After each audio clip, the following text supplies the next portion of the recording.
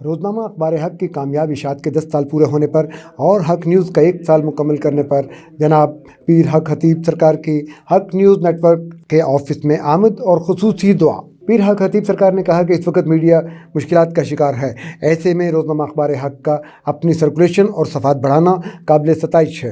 انہوں نے حق نیوز ٹی وی کی مثبت صحافت کو بھی سراہا۔ اس موقع پر حق خطیب سرکار نے دعا کرتے ہوئے کہا کہ ہم اللہ پاک سے دعا کرتے ہیں کہ وہ اپنے حبیب کے صدقے روزنامہ اخبار حق اور حق نیوز کو کامیابی و کامیابی سے نوازے۔ ماشاءاللہ آج حق نیوز میں یہاں آئے، اللہ پاک حضور کے صدقے سے ان کے کام کاروبار میں خیر و برکت فرمائے، اور یہ جو حق کا پیغام دیتے ہیں اللہ تعالیٰ تاجدار مدینہ کے صدقے سے پوری دنیا میں پہنچائے، اور اللہ تعالیٰ انہیں اپنے حفظ و ایمان میں رکھے اور ان پہ کرم اور مہربانی فرمائے۔ روزنامہ اخبار حق اور حق نیوز کی ٹیم اسی طرح مثبت صحافت کرتی رہے۔ انہوں نے کہا کہ روزنامہ اخبار حق اور حق نیوز کی ٹیم ہمیشہ ظلم اور ناانصافی کے خلاف کھڑی ہوئی ہے، اور یہی ان کی کامیابی کی بڑی وجہ ہے۔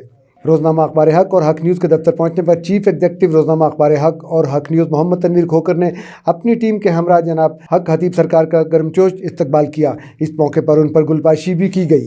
اس موقع پر chairman union council Tarlai Chaudhry Manzoor Maroof, صحافی Naveed Satti, director Haq news Sohail Malik, anchor اور news caster Ghufran Ahmed Chishti, news room سے محمد حفیظ، اقبال عباسی اور بڑی تعداد میں لوگ موجود تھے۔ خالد مجید، حق نیوز، اسلام آباد۔